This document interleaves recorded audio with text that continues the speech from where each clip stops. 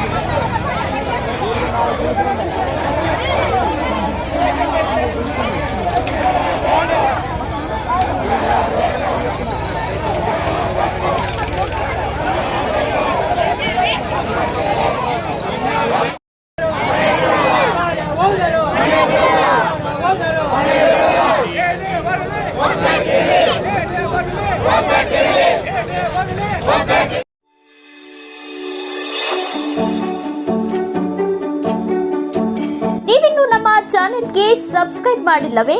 ಹಾಗಿದ್ರೆ ತಡಬೇಕೆ? ಹಿಂದೆ ಸಬ್ಸ್ಕ್ರೈಬ್ ಮಾಡಿ, ಬೆಲ್ ಐಕಾನ್ ಪ್ರೆಸ್ ಮಾಡಿ, ಶೇರ್ ಮಾಡಿ, ಕಮೆಂಟ್ ಮಾಡಿ.